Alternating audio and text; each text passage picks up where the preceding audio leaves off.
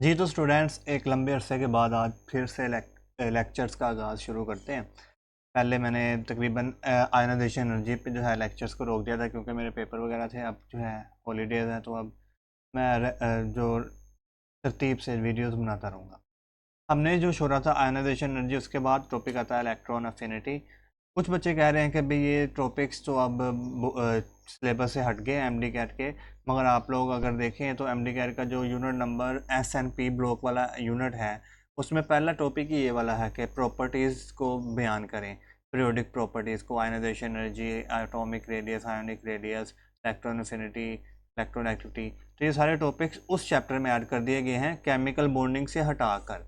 तो चूंकि हमने केमिकल बॉन्डिंग वाला पढ़ रहे थे तो इसलिए मैंने पहले इनको तैयार करना शुरू कर दिया था। अब इनके बाद फिर मैं केमिकल बॉन्डिंग के जो थ्योरीज हैं उनको ही एक्सप्लेन करूँगा। तो वो वाले चैप्टर से मैंने पहले ही एक्सप्लेन कर दिए, एस एंड पी ब्लॉक वाले चैप्टर से पीरियोडिक प्रॉपर्टीज़ को पहले एक्सप्लेन कर दिया। एक्चुअली इनका एक अलग से चैप्टर होना चाहिए पीरियोडिक प्रॉपर्टीज़। तो शुरू करते हैं। हमारे पास अब आज का टॉपिक है इलेक्ट्रॉन अफिनिटी, और इसके बारे में हम सब कुछ सीखेंगे आज कि इलेक्ट्रॉन अफिनिटी होती क्या है, और इसके अलावा इलेक्ट्रॉन अफिनिटी के इंपॉर्टेंट पॉइंट्स, और इलेक्ट्रॉन अफिनिटी कब पॉजिटिव कब नेगेटिव होती है, और इलेक्ट्रॉन अफिनिटी के ट्रेंड देखेंगे जहाँ से ज़्यादा सवाल आते हैं। तो इलेक्ट्रॉन अफिनिटी को स्टार्ट करते हैं। बच्चों, आपने देखा था कि आयोनाइजेशन एनर्जी वो क्या होती है कि जब हम किसी एक एटम जैसा कि सोडियम, इसमें से एक इलेक्ट्रॉन निकाल दें तो एक इलेक्ट्रॉन निकालने के बाद ये कैटायन बना देता है, और कैटायन बनाने के लिए मतलब इलेक्ट्रॉन निकालने के लिए यहाँ से यहाँ तक आने के लिए जो एनर्जी चाहिए होती थी उसे हम आयोनाइजेशन एनर्जी कहते थे। तो मतलब ये कि कैटायन बनाने के लिए जो एनर्जी चाहिए होती थी उसे हम आयोनाइजेशन एनर्जी कहते थे। वहाँ पर क्योंकि इलेक्ट्रॉन निकालना था, एनर्जी चाहिए होती थी।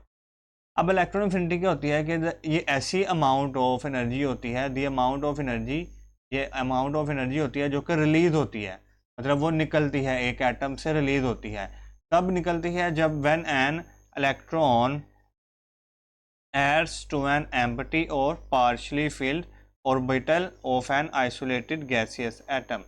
मतलब ये कि जहाँ पर हमने एक कैटायन बनाया था, अगर हमें क्या करना हो, हमें एनायन बनाना हो कोई, ये तो थी कैटायन बनाने के लिए जो एनर्जी चाहिए उसे हम आयोनाइजेशन एनर्जी कहते थे। अगर हमें कोई कैटायन बनाना है, जिस तरह के फ्लोरीन है, इसका हमने कैटायन एनायन बनाना है, एफ नेगेटिव। अब एनायन बनाने के लिए हमें क्या करना पड़ता है? इलेक्ट्रॉन को गेन करवाना पड़ता है, ये इलेक्ट्रॉन इस फ्लोरीन में ऐड होना पड़ता है। जब ये इलेक्ट्रॉन ऐड हो गया तो इसके एनायन बन गया। अब वो कह रहे हैं कि एनायन बनते वक्त एक एनर्जी रिलीज होती है, मतलब ये कि जब हम ये इलेक्ट्रॉन को इस फ्लोरीन में ऐड करवाते हैं तो एक एनर्जी रिलीज होती है। उसी एनर्जी को जो रिलीज होती है उसे हम इलेक्ट्रॉन अफिनिटी कह देते हैं। तो ये अमाउंट ऑफ एनर्जी है जो कि रिलीज होगी कब? व्हेन एन इलेक्ट्रॉन, जब एक इलेक्ट्रॉन हम ऐड करेंगे एक या तो एम्प्टी में या फिर पार्शियली फिल्ड ऑर्बिटल में। जैसा कि हम एक एग्जांपल लें तो हमारे पास ऑक्सीजन का जो आखिरी शेल होता है, ऑक्सीजन के 8 इलेक्ट्रॉन होते हैं, 1s में 2 आगे, 2s में 2 आगे, और इसका जो आखिरी शेल है उसमें ये ऑर्बिटल है 2p, और ये 2p में आगे हमारे पास 4, मतलब ये आखिरी वाला जो ऑर्बिटल है ये पार्शियली फिल्ड है। तो या तो हम जब ऑक्सीजन का एनायन बनाएंगे तो ये पार्शियली फिल्ड में इलेक्ट्रॉन को ऐड करवाएंगे, पार्शियली फिल्ड ऑर्बिटल में इलेक्ट्रॉन को ऐड करवाएंगे, या फिर इस तरह से हो सकता है कि हम बेरिलियम को देखें तो बेरिलियम में 4 एटॉमिक नंबर है, तो 1s2 2s2 और 2p 0 होता है, मतलब 2p जो है वो कंप्लीटली जो है वो एम्प्टी है, इसको हम कहते हैं। तो अब जब नया इलेक्ट्रॉन आएगा तो वो 2p में ऐड होगा। तो वो कह रहा है या तो हम एम्प्टी शेल में, बेरिलियम के केस में एम्प्टी शेल में इलेक्ट्रॉन को ऐड करवाएंगे, और ऑक्सीजन के केस में किस में करवाएंगे? पार्शियली फिल्ड शेल में करवाएंगे। तो इन दोनों में से किसी में भी ऑर्बिटल में, पार्शियली फिल्ड में या एम्प्टी ऑर्बिटल में इसको ऐड करवा सकते हैं इलेक्ट्रॉन को। Partially filled orbital of an isolated gaseous atom in its valence shell, मतलब वैलेंस शेल के जो ऑर्बिटल है उसमें ऐड होना चाहिए। जिस तरह के यहाँ पर ये दूसरा वैलेंस शेल था तो इसमें 2p में ऐड हुआ, ना कि 1s में, इसमें ऐड नहीं हुआ। इसी तरह यहाँ पर 2p वैलेंस शेल था तो इसमें 2p में ऐड हुआ। तो कह रहा है कि एक तो ये वैलेंस शेल में ऐड होना चाहिए इलेक्ट्रॉन, दूसरा आइसोलेटेड गैसेस एटम होना चाहिए जब भी हम किसी एटम की प्रॉपर्टीज़ को स्टडी करते हैं कि वो एनर्जी को कितनी एनर्जी को रिलीज़ करेगा या देगा, तो वो हम एक आइसोलेटेड गैसेस एटम की स्टडी करते हैं, मतलब ऐसा एटम जो कि अलग हो बाकी सब फोर्सेस से, उनके दरमियान एटम्स के दरमियान कोई फोर्सेस ना हो, तो इसलिए इनको एटम्स को अलग रखना ज़रूरी है।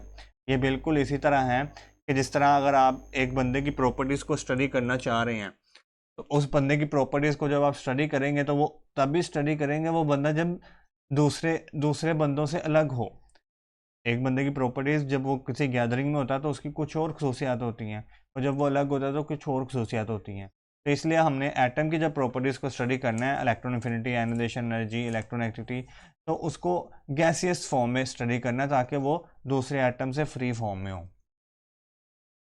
तो इसलिए इन सभी डेफिनेशन में आइसोलेटेड गैसेस एटम का वर्ड आता है। तो यहाँ तक हो गया हमारे पास डेफिनेशन जो हमने समझी कि होती क्या है। अब समझ लेते हैं कि जब हम इलेक्ट्रॉन एफिनिटी की डेफिनेशन पढ़ते हैं तो इसमें लफ्ज़ आता है कि ये रिलीज़ का। तो रिलीज़ का लफ्ज़ आने के मुराद है कि एनर्जी रिलीज़ होगी जब हम एक इलेक्ट्रॉन को ऐड करेंगे किसी एटम में, और उस वक्त एनर्जी रिलीज़ होगी। जैसा कि एग्जांपल के तौर पर ये है, हमने दो एग्जांपल्स लिए हैं। यहाँ पर एक ये फ्लोरीन का एटम है, और फ्लोरीन में हमें पता है कि ये वाले दो न्यूक्लियस में पहले शेल में 2 इलेक्ट्रॉन होते हैं ये वाले, और आखिरी में 7। इसी तरह और जब इसमें हम एक इलेक्ट्रॉन ऐड करवाएंगे फ्लोरीन के एटम में, ये इलेक्ट्रॉन एक ऐड करवाएंगे, ये वाला इलेक्ट्रॉन ऐड करवाएंगे, तो एक इलेक्ट्रॉन ऐड हो गया, ये यहाँ पर ये इलेक्ट्रॉन ऐड हो गया। अब इलेक्ट्रॉन ऐड होने की वजह से अभी हमने कहा कि एनर्जी कुछ रिलीज़ होगी, डेल्टा एच, वो एनर्जी होगी -322 किलो जूल पर मोल। आपने ये वैल्यूज़ याद सिर्फ फ्लोरीन और क्लोरीन की रखनी है, इलेक्ट्रॉन एफिनिटी की वैल्यू, बाकी किसी की नहीं रखनी थी। तो कह रहा है कि इसमें ये इतनी एनर्जी रिलीज़ होगी, मतलब ये कि जब हमने फ्लोरीन का एनाइन बनाया तो इतनी एनर्जी रिलीज़ हुई। इसी को हम कह देंगे कि ये इलेक्ट्रॉन एफिनिटी है किसकी, fluorine, electron affinity of fluorine है। ई ए का मतलब इलेक्ट्रॉन एफिनिटी ऑफ फ्लोरीन है। ये देखिए फ्लोरीन था, उसको एक इलेक्ट्रॉन दिया तो वो एफ नेगेटिव मतलब उसने बना दिया, इसके ऊपर फिर एक नेगेटिव चार्ज आ जाएगा। तो ये जब एनर्जी रिलीज हुई जो ये वाली है -322 किलो जूल पर मोल। इसी तरह एक और एग्जांपल अगर हम दें तो क्लोरीन, जब उसमें इलेक्ट्रॉन ऐड करें तो वो क्लोरीन नेगेटिव बना देता है,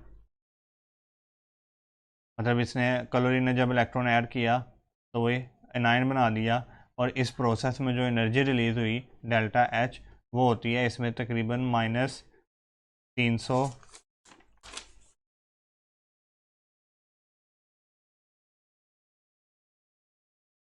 -349 किलो जूल पर मोल। ये दो एग्जांपल्स में आपने याद रखनी है इलेक्ट्रॉन एफिनिटी की। अब हम चले जाते हैं ये समझने के लिए जिसको मैं समझाने वाला था कि ये जो एनर्जी है ये रिलीज़ हुई है, क्या हुई है, माइनस का मतलब है रिलीज़ हुई है, ये माइनस का मतलब है रिलीज़ हुई है। अगर आप इलेक्ट्रॉन एफिनिटी का टॉपिक पढ़ते हैं तो उसमें आप देखते हैं प्लस, प्लस के साथ एनर्जी लिखी होती है, मतलब उसका होता है कि हमने वो एनर्जी दी है, अब्जॉर्ब हुई है एनर्जी, यहाँ पर रिलीज़ हो रही है इसलिए माइनस का लफ्ज़ आ रहा है। तो ये जो एनर्जी रिलीज़ हो रही है, ये क्यों एनर्जी रिलीज़ हो रही है, वाई एनर्जी रिलीज़, ये टॉपिक है हमारा अगला कि वाई एनर्जी रिलीज़, ये एनर्जी रिलीज़ ही क्यों हो रही है, क्यों ये अब्जॉर्ब नहीं हो रही, और रिलीज़ हो भी रही हैं तो ये कौन सी एनर्जी है जो रिलीज़ हो रही है। ठीक है, इन सब भाई बातों को हम डिस्कस करते हैं। बच्चों अभी मैं ना पीछे एक बात बोल गया था कि हमने आयनाइजेशन, मैंने ये बात बोलनी थी पीछे कि ये जो हम नेगेटिव का साइन पढ़ते हैं ना, ये नेगेटिव का साइन, ये नेगेटिव का साइन शो करता है कि एनर्जी रिलीज़ हुई है, जबकि आपने आयनाइजेशन एनर्जी के टॉपिक में पढ़ा था कि उसमें जो हम वैल्यूज़ लिखते हैं वो प्लस के साइन से लिखते हैं, तो उसका मतलब होता है कि एनर्जी हमने एब्जॉर्ब की है। ठीक है, तो उसको आप करेक्ट कर लेना। वो मैंने पीछे ये बोल दिया था कि ये जो इलेक्ट्रॉन एफिनिटी में आपने पढ़ा था प्लस, जबकि इलेक्ट्रॉन एफिनिटी में हम नेगेटिव कर रहे हैं, तो इसको आप करेक्ट कर लेना। अच्छा, अब हमने ये पढ़ना है कि इलेक्ट्रो एनर्जी रिलीज़ ही क्यों होती है। ठीक है, ये जो मैंने अभी आपको टॉपिक बताया, तो वाई एनर्जी रिलीज़ ये हम पढ़ने वाले हैं। देखें, हम ये प्रोसेस समझते हैं कि जब एक इलेक्ट्रॉन एक एटम के अंदर ऐड होता है तो फिर एनर्जी कैसे रिलीज़ होती है। इस प्रोसेस को समझने के लिए आपको थोड़ा सा ना वो फिज़िक्स की तरफ आना पड़ेगा। फिज़िक्स में क्या होता है कि हम कहते हैं कि एक पार्टिकल जिसके पास पोजीशन होती है, पार्टिकल की पोजीशन की वजह से उसके पास एक एनर्जी होती है जिसको हम पोटेंशियल एनर्जी का नाम देते हैं। पीई का मतलब पोटेंशियल एनर्जी। तो पार्टिकल की पोजीशन की वजह से उसके पास एक एनर्जी होती है जिसे हम पोटेंशियल एनर्जी कहते हैं। इसको इस बात समझने के लिए, पोटेंशियल एनर्जी को समझने के लिए ये एक एग्जांपल देखें ज़रा। ये ज़मीन है, ज़मीन की सरफेस। ज़मीन की सरफेस से इंसान जब ऊपर जाता है, मतलब अगर आप ज़मीन पे खड़े हुए हैं तो आपको कोई इस तरह की घबराहट वगैरह महसूस नहीं होती, आपके पास पोटेंशियल एनर्जी ज़ीरो होती है। जब आप किसी बिल्डिंग के ऊपर चले जाते हैं और बिल्डिंग के ऊपर चढ़ कर नीचे देखते हैं, किसी बिल्डिंग के ऊपर, समझ लें कि आपने 4 फ्लोर वाली बिल्डिंग के ऊपर यहाँ पर चले गए, आपने नीचे देखा, तो आपको जब नीचे देखते हैं तो आपको तो वो थोड़ा सा डर लगता है ना। वो डर इसी वजह से लगता है कि जब आप बिल्डिंग में हाइट की नीचे से ऊपर हाइट की तरफ चले जाते हैं ना, तो हाइट पे जाने से आपके पास एक एनर्जी आ जाती है, एक इजाफी एनर्जी आ जाती है जिसको हम पोटेंशियल एनर्जी का नाम देते हैं। मतलब यहाँ पर हाइट पे जाने से आपकी पोटेंशियल एनर्जी बढ़ जाती है, जबकि ज़मीन पे क्या होती है, ज़ीरो होती है। ठीक है, ज़मीन पे हम उसको ज़ीरो यूजुअली ले लेते हैं, पोटेंशियल एनर्जी को किसी रेफरेंस पॉइंट से मेजर करते हैं। मतलब आपने पोजीशन अपनी चेंज की, पोजीशन के चेंज होने से आपके पास एक एनर्जी आ गई जिसको हम पोटेंशियल एनर्जी कहते हैं। इसी तरह अगर आप और ज़्यादा हाइट पे चले जाएंगे किसी और लंबी बिल्डिंग पे, तो आपकी पोटेंशियल एनर्जी और ज़्यादा बढ़ती जाएगी। मतलब ये कि पोटेंशियल एनर्जी ऊपर जाते हुए बढ़ती है। अब ये पोटेंशियल एनर्जी क्यों बढ़ती है, पोटेंशियल एनर्जी आती क्यों है? क्योंकि ज़मीन के पास एक ताकत होती है जिसको हम कहते हैं ग्रेविटेशनल एनर्जी। ग्रेविटेशनल एनर्जी मतलब ज़मीन आपको अपनी तरफ खींचती है। जब ज़मीन आपको अपनी तरफ खींचती है, आप ऊपर जा रहे हैं, ऊपर जाने से ज़मीन आपको नीचे की तरफ खींच रही है, तो उस खींचने की वजह से आपके पास एक पोटेंशियल एनर्जी आ जाती है। पोटेंशियल एनर्जी जैसे जैसे आप ऊपर जाते हैं बढ़ती जाती है। एक पॉइंट आता है कि जब आप प्लैनेट से बाहर चले जाते हैं, ज़मीन प्लैनेट के बाद आप मतलब स्पेस में चले जाते हैं, तो स्पेस में चूंकि पोटेंशियल एनर्जी स्पेस में चूंकि ग्रेविटेशनल पोटेंशियल एनर्जी नहीं लगती, ये वाली ग्रेविटेशन नहीं लगती, ग्रेविटेशनल फोर्स स्पेस तक नहीं पहुंचती। जब ग्रेविटेशनल फोर्स स्पेस तक नहीं पहुंचती तो वहाँ पर आपकी पोटेंशियल एनर्जी भी ज़ीरो हो जाती है। मतलब पोटेंशियल एनर्जी ग्रेविटेशनल फोर्स में स्पेस में क्या होती है, ज़ीरो। स्पेस से जब आप नीचे की तरफ आते हैं तो पोटेंशियल एनर्जी जो है वो होती है, मगर वो माइनस में होती है।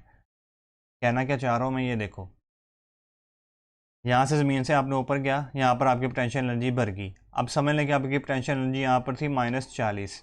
जब आप और थोड़ा सा ऊपर गए तो आपकी पोटेंशियल एनर्जी और बढ़ गई, और बढ़ने से मुराद है वो हो गई -20। -40 से -20 पे जाएंगे तो वो बढ़ेगी ना, माइनस में जो वैल्यू बड़ी होती है वो छोटी होती है और जो छोटी होती है वो बड़ी होती है। तो ये -20 और ज़्यादा पोटेंशियल एनर्जी बढ़ गई। जब आप और ऊपर गए तो आपकी पोटेंशियल एनर्जी और बढ़ गई, मतलब -10 में चलेगी। और जब स्पेस में चले गए तो वो एक्चुअली में -10 से फिर ज़ीरो होगी। तो मैं ये कहना चाह रहा हूँ, किसी ऑब्जेक्ट का जब रेफरेंस, जब हम इन्फिनिटी पे उसकी ये इन्फिनिटी है, इन्फिनिटी कहते हैं कि जिसमें ग्रेविटेशनल एनर्जी से हम बाहर चले जाएं, ग्रेविटेशनल फोर्स हम पे लगे ना, उसे हम इन्फिनिटी कहते हैं। तो जब हम इन्फिनिटी पे चले जाएं, तो इन्फिनिटी पे जब पोटेंशियल एनर्जी ज़ीरो हो जाए तो इन्फिनिटी से नीचे नीचे पोटेंशियल एनर्जी नेगेटिव में आती है। ठीक है, ये नेगेटिव में है। और नेगेटिव में भी कैसे होती है कि जब हम किसी ये ग्रेविटेशन से दूर दूर जाने लगे तो पोटेंशियल एनर्जी बढ़ती जाती है।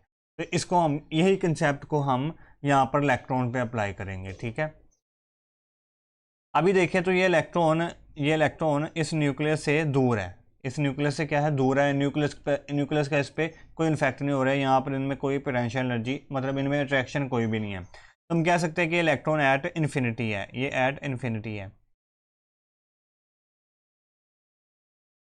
ये इन्फिनिटी पे है। जब ये इन्फिनिटी पे है तो मतलब हम ये भी कह सकते हैं कि पोटेंशियल एनर्जी भी यहाँ पर क्या है, ज़ीरो है। मतलब यहाँ पर जब से हमने कहा था कि ये इन्फिनिटी पे है तो इसका पोटेंशियल एनर्जी भी ज़ीरो है, तो इसकी भी पोटेंशियल एनर्जी ज़ीरो है। जब भी, जैसे ही हम इस इलेक्ट्रॉन को इस न्यूक्लियस के पास लाएंगे, मतलब इस इलेक्ट्रॉन को इस एटम के अंदर ऐड करवाना चाहेंगे, तो जब ये इलेक्ट्रॉन ये यहाँ पर आएगा न्यूक्लियस के पास, तो न्यूक्लियस के पास आने से क्या होगा कि न्यूक्लियस इसको अट्रैक्ट करना शुरू कर देगा, क्योंकि न्यूक्लियस पे पॉजिटिव है और इलेक्ट्रॉन पे नेगेटिव है। न्यूक्लियस की अट्रैक्शन होना शुरू हो जाएगी इसके ऊपर, न्यूक्लियस अट्रैक्ट करना शुरू हो जाएगा। जब न्यूक्लियस इसको अट्रैक्ट करेगा तो जैसा कि यहाँ पर देखो, यहाँ पर बॉडी का इन्फिनिटी पे कोई अट्रैक्शन नहीं थी, जैसे ही वो थोड़ी सी इन्फिनिटी से नीचे आई जहाँ पर इस बॉडी को यहाँ पर, ये बॉडी को यहाँ पर ग्रेविटेशनल फोर्स अट्रैक्ट करना शुरू होगी तो वहाँ पर उसकी पोटेंशियल एनर्जी वो होगी, माइनस में आ गई। तो जैसे ही यहाँ पर पोटेंशियल एनर्जी इसकी ज़ीरो थी, जैसे ही यहाँ पर इलेक्ट्रॉन इस न्यूक्लियस में ऐड होना, इस एटम में ऐड होना चाहा, तो न्यूक्लियस ने इसको अट्रैक्ट किया और अट्रैक्ट करने से इसकी यहाँ पर, जब ये यहाँ पर ऐड हो गया यहाँ पर इलेक्ट्रॉन, तो यहाँ पर इसकी पोटेंशियल एनर्जी नेगेटिव में आ गई, लेस देन ज़ीरो हो गई, मतलब नेगेटिव में आ गई। ठीक है, समझ में आ रहा है कि नहीं? पोटेंशियल एनर्जी यहाँ पर इन्फिनिटी पे ज़ीरो थी, जब वो एटम में ऐड हुआ इलेक्ट्रॉन तो उसकी लेस देन ज़ीरो होगी। क्यों ही? क्योंकि वो इलेक्ट्रॉन ने उसको अट्रैक्ट करना, इलेक्ट्रॉन को न्यूक्लियस ने अट्रैक्ट करना शुरू कर दिया। अब देखें, ज़ीरो से माइनस में चलेगी तो कुछ एनर्जी फिर निकली होगी, ज़ीरो से यहाँ तक आते हुए, इलेक्ट्रॉन को यहाँ से यहाँ तक आते हुए, मतलब यहाँ इन्फिनिटी से इलेक्ट्रॉन को एटम के अंदर आते हुए कुछ एनर्जी कम होगी इसकी, पहले ज़ीरो थी अब माइनस में चलेगी, मतलब ज़ीरो से भी कम होगी, और वो जो एनर्जी कम हुई है वही एनर्जी रिलीज़ होती है फिर इलेक्ट्रॉन एफिनिटी की फॉर्म में, इलेक्ट्रॉन एफिनिटी की फॉर्म में एनर्जी रिलीज़ होती है। मसलन समझ लें कि यहाँ पर इसकी ज़ीरो थी और यहाँ पर कम होके हमारे पास इसकी होगी -10। अगर हम इसका डिफरेंस लें तो -10 -0, तो आपके पास आ जाएगा तकरीबन -10।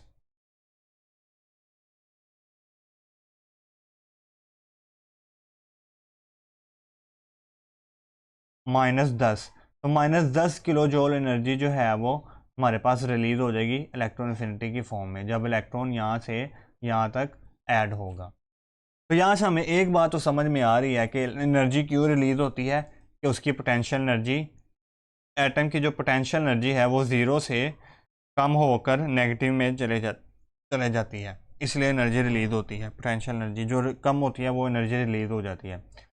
अब एक और बात हमें यहाँ पर समझ में आ रही है, वो ये कि अगर ये न्यूक्लियस इस इलेक्ट्रॉन को ज़्यादा अपनी तरफ खींचेगा, अगर ये न्यूक्लियस इस इलेक्ट्रॉन को ज़्यादा अपनी तरफ खींचेगा तो फिर क्या होगा, इसकी पोटेंशियल एनर्जी और ज़्यादा कम हो जाएगी, और जब पोटेंशियल एनर्जी और ज़्यादा कम होगी तो फिर हम कह देंगे कि उसकी इलेक्ट्रॉन एफिनिटी भी ज़्यादा रिलीज़ होगी। ठीक है, तो एक बात आप समझ लें कि जो इलेक्ट्रॉन एफिनिटी है वो डायरेक्टली प्रोपोर्शनल होती है attraction between nucleus and adding electron. जो इलेक्ट्रॉन हम ऐड कर रहे हैं उसके दरमियान और न्यूक्लियस के दरमियान जो अट्रैक्शन है उस पर डिपेंड करती है इलेक्ट्रॉन एफिनिटी।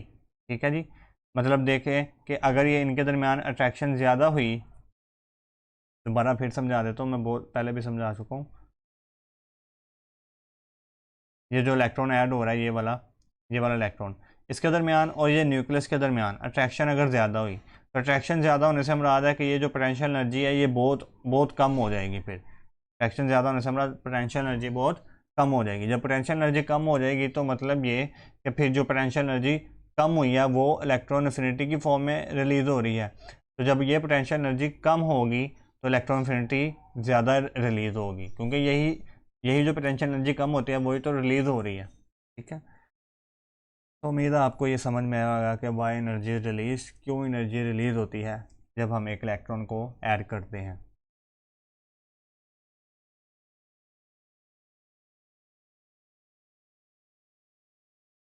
अच्छा, ये आगे ये वाला जो पॉइंट है ना, फैक्टर्स का, सॉरी फैक्टर्स को बाद में समझते हैं। ये वाला पॉइंट मैं कह रहा हूँ कि इलेक्ट्रॉन एफिनिटी डिपेंड करती है attraction between nucleus and adding electron. ये आपको फैक्टर्स में बहुत काम देगा, तो इसको आपने ज़रा ध्यान रखना है। इसको आगे जाके हम दोबारा डिस्कस करेंगे। अब नेक्स्ट टॉपिक है सेकंड इलेक्ट्रॉन एफिनिटी का। मतलब ये कि फर्स्ट इलेक्ट्रॉन एफिनिटी क्या होती है कि ये हमने ऑक्सीजन लिया एक एटम, इसके अंदर एक इलेक्ट्रॉन को ऐड करवाया, ऐड करवाने के बाद ये ऑक्सीजन का आयनाइन बन गया, और इस केस में जो एनर्जी रिलीज़ हुई वो ये वाली थी -141 किलो जूल पर मोल। तो इस एनर्जी को हम कहेंगे ये फर्स्ट आयनाइजेशन एनर्जी है, ये फर्स्ट इलेक्ट्रॉन एफिनिटी है, ये फर्स्ट इलेक्ट्रॉन एफिनिटी है ऑक्सीजन की। अब सेकंड इलेक्ट्रॉन एफिनिटी क्या होती है कि ये देखें, हमने एक ऑक्सीजन, यही जिसके अंदर हमने पहला इलेक्ट्रॉन ऐड कर लिया था, वो एनाइन दोबारा लिया, इसके अंदर पहला हमने इलेक्ट्रॉन ऐड किया हुआ है, ये वाला, ये इलेक्ट्रॉन ऐड किया हुआ है। अब इसके अंदर दूसरा इलेक्ट्रॉन फिर ऐड किया, दूसरा इलेक्ट्रॉन ऐड करेंगे तो वो दूसरा इलेक्ट्रॉन यहाँ पर ऐड हो जाएगा। तो उस इलेक्ट्रॉन के ऐड होने से पहले इस पर एक नेगेटिव चार्ज था, अब इस पर दो नेगेटिव चार्ज हो जाएंगे, ठीक है। तो अब ये सेकंड इलेक्ट्रॉन ऐड करते वक्त जो एनर्जी हमें चाहिए होती है उसी को हम कहते हैं second electron affinity, second electron affinity. अब दो बातें आप यहाँ पर देख रहे हैं, एक तो फर्स्ट इलेक्ट्रॉन अफिनिटी नेगेटिव में है जबकि सेकंड इलेक्ट्रॉन अफिनिटी पॉजिटिव में है। एक ये बात देख रहे हैं आप, एक ये देख रहे हैं कि फर्स्ट इलेक्ट्रॉन अफिनिटी की वैल्यू कम है, सेकंड की ज़्यादा है। तो ये दो बातों को आपको ख्याल रखना है। अब बात करते हैं कि क्यों फर्स्ट इलेक्ट्रॉन अफिनिटी नेगेटिव है। ये तो हमने देख लिया कि electron affinity first electron affinity क्यों नेगेटिव है, क्योंकि ये एनर्जी रिलीज होती है, इसलिए हम इसके साथ नेगेटिव का साइन लिखते हैं। और ये पॉजिटिव का साइन हमें बता रहा है कि सेकंड इलेक्ट्रॉन को ऐड करते वक्त हमें एनर्जी एब्जॉर्ब करवानी पड़ेगी, एब्जॉर्ब एनर्जी। अब क्यों एब्जॉर्ब करवानी पड़ेगी वो देखते हैं। देखें यहाँ पर जो हमने ये इलेक्ट्रॉन ऐड करना है इस ऑक्सीजन के एटम पर, वो इलेक्ट्रॉन जो है ऑक्सीजन के एटम पर ऐड तो हो जाएगा, मगर वो ऑक्सीजन का एटम जो है वो पहले से ही नेगेटिव चार्ज है। ये इलेक्ट्रॉन जब ऐड होगा तो इसके ऊपर पहले ही एक नेगेटिव चार्ज है, मतलब ये पहले ही इलेक्ट्रॉन एक पड़ा हुआ है। तो ये वाला इलेक्ट्रॉन और ये जो नया इलेक्ट्रॉन आ रहा है इनके दरमियान होगी रिपल्शन। क्या होगी? रिपल्शन। और रिपल्शन होने की वजह से ये वाला नया इलेक्ट्रॉन जो है वो इसमें ऐड नहीं हो पाएगा। जब ऐड नहीं हो पाएगा तो होगा क्या कि हमें बाहर से इस इलेक्ट्रॉन को एनर्जी देनी पड़ेगी, ताकि ये इसमें ऐड हो जाए। क्योंकि हम बाहर से अब एनर्जी दे रहे हैं तो इसलिए हम इसके साथ प्लस का साइन लिखेंगे। तो क्यों एनर्जी हम दे रहे हैं? ताकि हम ओवरकम कर सकें। ओवरकम का मतलब ये जो रिपल्शन हो रही है इस इलेक्ट्रॉन की और ये जो पहले से इलेक्ट्रॉन मौजूद था इनके दरमियान जो रिपल्शन हो रही है उसको, तो उस रिपल्शन को ओवरकम कर सकेगा, मतलब है कि उसको ख़त्म करके इलेक्ट्रॉन को ऐड करवा सकें, ओवरकम कर सके हम इलेक्ट्रॉन रिपल्शन को। और ओवरकम करने से फिर इलेक्ट्रॉन ऐड हो जाएगा और फिर हमारे पास सेकंड नेगेटिव आयन बन जाएगा, एक बाईवैलेंट नेगेटिव आयन बन जाएगा, उसको हम कहेंगे सेकंड इलेक्ट्रॉन अफिनिटी। तो आपको यहाँ पर एक एमसीक्यूज बहुत अच्छा पूछा जाता है कि क्या इलेक्ट्रॉन अफिनिटी ऑलवेज नेगेटिव होती है? क्या इलेक्ट्रॉन अफिनिटी ऑलवेज नेगेटिव होती है? तो आपने आंसर करना है नो, इलेक्ट्रॉन अफिनिटी हमेशा नेगेटिव नहीं होती। इलेक्ट्रॉन अफिनिटी जो है वो जो सेकंड इलेक्ट्रॉन अफिनिटी है वो पॉजिटिव होती है। Second electron affinity is positive, ये आपने याद रखना। तो ये हमारे पास था सेकंड इलेक्ट्रॉन अफिनिटी का केस। अभी हम इसी के ऊपर एक सवाल कर लेते हैं जो कि हमारे पास आपके कंसेप्ट को क्लियर करेगा। एक हमारे पास ये सवाल है कि विच ऑफ द फॉलोइंग प्रोसेस, कौन से प्रोसेस में रिक्वायर्स एब्जॉर्प्शन ऑफ एनर्जी, कौन सा प्रोसेस है जिसमें एनर्जी एब्जॉर्ब करनी होती है। तो देखिए ये हमारे पास है फ्लोरीन और उससे हम बना रहे हैं F नेगेटिव, मतलब ये कि हमारे पास फर्स्ट इलेक्ट्रॉन अफिनिटी का केस है, फर्स्ट इलेक्ट्रॉन अफिनिटी। और ये हमारे पास ये भी क्लोरीन से हम बना रहे हैं क्लोरीन नेगेटिव, मतलब ये भी फर्स्ट इलेक्ट्रॉन अफिनिटी का केस है। और हमें पता है फर्स्ट इलेक्ट्रॉन अफिनिटी नेगेटिव होती है, मतलब इसमें एनर्जी रिलीज़ होती है, और इसमें भी नेगेटिव होती है, मतलब एनर्जी रिलीज़ होती है। उसने पूछा कि किस में एनर्जी एब्जॉर्ब होगी वो बताना है, तो ये दोनों तो नहीं हो सकते क्योंकि इसमें एनर्जी रिलीज़ होती है। थर्ड में अगर देखें तो O-1 से O-2 बना रहे हैं, मतलब इसमें एनर्जी, ये सेकेंड इलेक्ट्रॉन अफिनिटी का केस है, इसमें हम सेकेंड इलेक्ट्रॉन ऐड करवा रहे हैं, तो इसमें एनर्जी क्या होगी? एब्जॉर्ब होगी, प्लस में आएगा। तो ये एब्जॉर्प्शन ऑफ एनर्जी वाला केस है। इसमें भी हम एनाइन बना रहे हैं तो ये भी नेगेटिव में आएगी, मतलब इसमें भी एनर्जी रिलीज़ हो रही है, तो ये भी नहीं हो सकता। तो सी वाला हमारा ऑप्शन हो जाएगा। अब हम चलते हैं कि कौन से फैक्टर्स हैं जिनके ऊपर इलेक्ट्रॉन अफिनिटी डिपेंड करती है सबसे पहला हम फैक्टर ले लेते हैं एटॉमिक रेडियस का, मतलब हमारे पास किसी एक एटम का अगर साइज़ बड़ा है या छोटा है तो उसके इलेक्ट्रॉन एफिनिटी पे क्या इफेक्ट होता है, इलेक्ट्रॉन एफिनिटी उससे कम होती है या ज़्यादा होती है।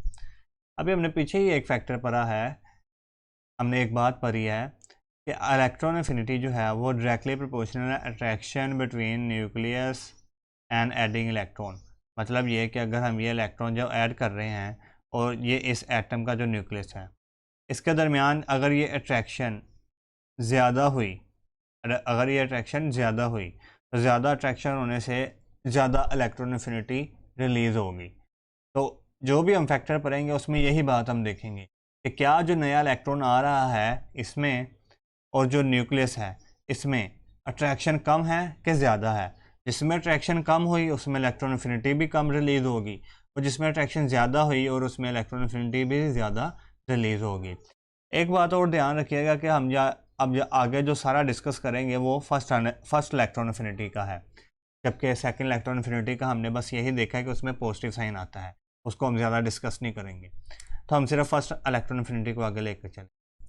अब ये हमारे पास दो केस है कि एक हमारे पास एटॉमिक रेडियस का फैक्ट समझने के लिए हमने दो एटम बनाए हैं। एक एटम है जो कि लार्ज इन साइज़ है, मतलब इसका एटॉमिक रेडियस ज़्यादा है, एटॉमिक रेडियस इसका ज़्यादा है, ये लार्ज है, और ये स्मॉल है, लार्ज है और ये स्मॉल है। अब जब हम देखेंगे कि स्मॉल वाला जो एटॉमिक रेडियस वाला एटम है इसमें जब इलेक्ट्रॉन आएगा ऐड होने के लिए, क्योंकि ये स्मॉल है तो इसके न्यूक्लियस की जो पावर है ये बाहर जो इलेक्ट्रॉन आएगा ऐड होने के लिए उस पर ज़्यादा लगेगी। जब न्यूक्लियस की पावर ज़्यादा लगेगी हम कहेंगे कि इसमें अट्रैक्शन जो है वो न्यूक्लियस और इलेक्ट्रॉन के दरमियान जो एडिंग इलेक्ट्रॉन है अट्रैक्शन इनमें ज़्यादा है, इनमें अट्रैक्शन मोर है, अट्रैक्शन इनमें ज़्यादा है। जब अभी हमने कहा कि जिसमें ये अट्रैक्शन ज़्यादा होगी उसमें इलेक्ट्रॉन एफिनिटी भी ज़्यादा होगी। मतलब ये कि जिसमें एटम का साइज़ छोटा होगा उसमें अट्रैक्शन ज़्यादा लगेगी, और अट्रैक्शन ज़्यादा लगेगी तो मतलब उसकी इलेक्ट्रॉन एफिनिटी भी हाई होगी। जबकि आप लार्ज एटॉमिक रेडियस वाले एटम को देखें तो उसमें जब इलेक्ट्रॉन ऐड होने के लिए आएगा तो इसके लार्ज एटॉमिक रेडियस होने की वजह से अब न्यूक्लियस की जो पावर है वो बाहर वाले इलेक्ट्रॉन तक कम पहुंचेगी। मतलब ये है कि इनमें अट्रैक्शन कम होगी क्योंकि इलेक्ट्रॉन अभी दूर पड़ा हुआ है। ठीक है, तो जब इलेक्ट्रॉन दूर पड़ा होगा तो फिर न्यूक्लियस की पावर उसके ऊपर कम लगेगी, तो ये अट्रैक्शन क्या होगी, इसमें अट्रैक्शन लेस होगी, अट्रैक्शन इनमें क्या होगी, लेस। और जब अट्रैक्शन लेस होगी तो फिर इसकी इलेक्ट्रॉन एफिनिटी भी क्या हो जाएगी, लेस हो जाएगी। ठीक है, इलेक्ट्रॉन एफिनिटी स्मॉल के मुकाबले में इसकी लेस हो जाएगी, और जो हाई हाई एटॉमिक रेडियस वाला है उसकी इलेक्ट्रॉन एफिनिटी कम हो जाएगी। तो हम यहाँ से एक कंक्लूड कर सकते हैं कि एटॉमिक रेडियस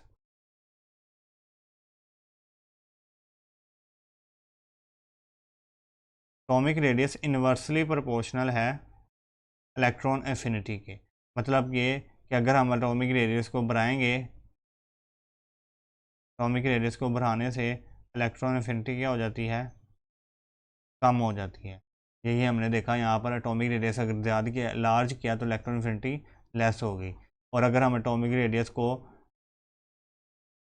कम करेंगे मतलब स्मॉल करेंगे तो इलेक्ट्रॉन एफिनिटी ज़्यादा हो जाती है। तो ये आपने एक कंक्लूजन याद रखनी है कि एटॉमिक रेडियस और इलेक्ट्रॉन एफिनिटी का रिलेशन आपस में इन्वर्स होता है। इसी कंक्लूजन से जो है आगे जाकर हम ट्रेंड में बातें करेंगे। तो एक हमारे पास ये कंक्लूजन होगी, ठीक है, इसको आपने याद रखना है। अब चलते हैं नेक्स्ट फैक्टर की तरफ। एटॉमिक रेडियस का तो देख लिया कि इन्वर्सली प्रोपोर्शनल है। नेक्स्ट फैक्टर है हमारे पास न्यूक्लियर चार्ज। न्यूक्लियर चार्ज से मुराद क्या होती है, आपको पता ही है सभी को।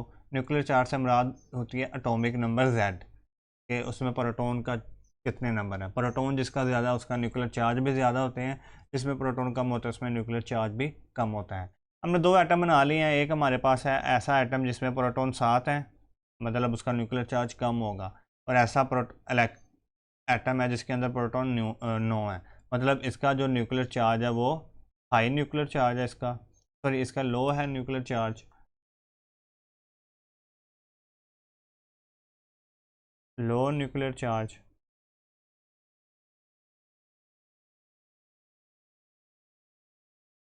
और इसमें हाई न्यूक्लियर चार्ज है। तो हम देखते हैं कि इनका क्या फ़र्क पड़ता है, लो न्यूक्लियर चार्ज और हाई न्यूक्लियर चार्ज का क्या फ़र्क पड़ता है। अभी हमने कहा था पीछे ही कि इलेक्ट्रॉन एफिनिटी अट्रैक्शन पे डिपेंड करती है न्यूक्लियस की और एडिंग इलेक्ट्रॉन की। अब देखें यहाँ पर ये इलेक्ट्रॉन जो आ रहा है और ये न्यूक्लियस है। अब न्यूक्लियस के ऊपर प्लस का चार्ज 7 है और इस न्यूक्लियस के ऊपर प्लस का चार्ज 9 है, मतलब यहाँ पर प्लस का चार्ज ज़्यादा है। जब यहाँ पर प्लस का चार्ज ज़्यादा होगा तो ये इलेक्ट्रॉन को न्यूक्लियस भी ज़्यादा खींचेगा। तो यहाँ पर ये इलेक्ट्रॉन को न्यूक्लियस कम खींचेगा क्योंकि यहाँ पर प्रोटॉन कम है। तो हम कह सकते हैं कि यहाँ पर अट्रैक्शन लेस है due to less nucleus charge. यहाँ पर अट्रैक्शन क्या है, लेस, और यहाँ पर अट्रैक्शन क्या है, more, due to more nuclear charge. और अभी इसी बेस के ऊपर हमने कहा था जिसमें अट्रैक्शन लेस होगी उसकी इलेक्ट्रॉन एफिनिटी भी लेस होगी, और जिसकी अट्रैक्शन ज़्यादा होगी उसकी इलेक्ट्रॉन एफिनिटी भी हाई होगी। तो मतलब इससे हम कंक्लूड कर सकते हैं कि जो न्यूक्लियर चार्ज है, न्यूक्लियर चार्ज जिसको हम Z भी लिखते हैं, मैं आगे जाके Z भी लिखता जाऊंगा इसको, वो डायरेक्टली प्रोपोर्शनल है इलेक्ट्रॉन एफिनिटी के। पीछे हमने देखा था एटॉमिक रेडियस इन्वर्सली प्रोपोर्शनल है, यहाँ पर देख रहे हैं तो न्यूक्लियर चार्ज डायरेक्टली प्रोपोर्शनल है एटॉमिक इलेक्ट्रॉन एफिनिटी के। मतलब अगर हम न्यूक्लियर चार्ज, ये देखो न्यूक्लियर चार्ज को हाई करेंगे तो उससे फिर इलेक्ट्रॉन एफिनिटी भी हाई हो जाएगी, डायरेक्टली का ये मतलब है, और अगर लो करेंगे तो उससे इलेक्ट्रॉन एफिनिटी भी लो हो जाएगी। ठीक है, तो ये दो बातें हमने कंक्लूड कर ली, पहली एटॉमिक रेडियस की कि वो इन्वर्सली प्रोपोर्शनल है, दूसरा न्यूक्लियर चार्ज की कि वो डायरेक्टली प्रोपोर्शनल है। नेक्स्ट तीसरा फैक्टर जो है वो शील्डिंग इफेक्ट क्या है, मगर ये इतना ज़्यादा काम नहीं करता क्योंकि ये एटॉमिक रेडियस में ही आ जाता है, हम फिर भी इसको डिस्कस कर लेते हैं। अब ये हमारे पास एक एटम है जिसमें लेस शील्डिंग इफेक्ट है, लेस शील्डिंग है। लेस शील्डिंग से क्या मुराद है कि इसमें ये जो लास्ट वाले शेल में इलेक्ट्रॉन पड़ा होगा उसकी न्यूक्लियस के ऊपर अट्रैक्शन ज़्यादा होगी। ठीक है, ये बात आपने याद रखनी है, लेस शील्डिंग से ये मुराद है। और यहाँ पर मोर शील्डिंग से मुराद है कि ये न्यूक्लियस और ये जो बाहर इलेक्ट्रॉन पड़ा होगा इसके ऊपर न्यूक्लियस की अट्रैक्शन कम होगी। यहाँ पर न्यूक्लियस की अट्रैक्शन क्या होगी, कम, और यहाँ पर न्यूक्लियस की अट्रैक्शन क्या होगी, ज़्यादा। ये आपने शील्डिंग इफेक्ट के टॉपिक में पढ़ा होगा, अगर नहीं पढ़ा तो आप जाकर देख सकते हैं, मेरी पहली वीडियो थी ये। अब हमने ये वाले एटम के अंदर जिसमें लेस शील्डिंग है इलेक्ट्रॉन को ऐड करवाना है। जब इलेक्ट्रॉन को ऐड करवाएंगे क्योंकि इसमें लेस शील्डिंग है और लेस शील्डिंग की वजह से अभी हमने देखा कि अट्रैक्शन जो एडिंग इलेक्ट्रॉन है और जो न्यूक्लियस है उसमें ज़्यादा होगी। तो यहाँ पर हम कह सकते हैं कि अट्रैक्शन ज़्यादा होगी, अट्रैक्शन इसमें क्या है, हाई। और यहाँ पर हम क्या कह सकते हैं कि जो इलेक्ट्रॉन हमने ऐड करवाना है उसकी और न्यूक्लियस के दरमियान अट्रैक्शन कम होगी, अट्रैक्शन लेस होगी। और अभी हमने कहा कि जिनके दरमियान अट्रैक्शन ज़्यादा हो उसकी इलेक्ट्रॉन एफिनिटी भी क्या होती है, हाई होती है, और जिनके दरमियान अट्रैक्शन लेस हो उनकी इलेक्ट्रॉन एफिनिटी भी क्या होती है, लेस होती है। तो मतलब हमसे इनसे यहाँ से एक बात कंक्लूड कर सकते हैं कि जो शील्डिंग इफेक्ट है, शील्डिंग इफेक्ट वो इन्वर्सली प्रोपोर्शनल है इलेक्ट्रॉन एफिनिटी। मतलब अगर हम शील्डिंग इफेक्ट बढ़ाएंगे तो इलेक्ट्रॉन एफिनिटी कम होती जाएगी, जो कि हमने यहाँ पर देखा। यहाँ पर मोर शील्डिंग इफेक्ट ज़्यादा शील्डिंग इफेक्ट है तो इलेक्ट्रॉन एफिनिटी लेस हो गई है, तो ये इन्वर्सली प्रोपोर्शनल है। ये तीसरा रिलेशन था, हमने तीसरा रिलेशन ड्राइव किया कि शील्डिंग इफेक्ट के ये इन्वर्सली प्रोपोर्शनल है। एक लास्ट जो हमारे पास फैक्टर है और वो बहुत ही अहम फैक्टर है जो कि आगे जाकर ट्रेंड में बहुत ही काम देगा, ये फैक्टर्स ही आपने ध्यान रखने हैं जो कि ट्रेंड में आगे जाकर काम देंगे।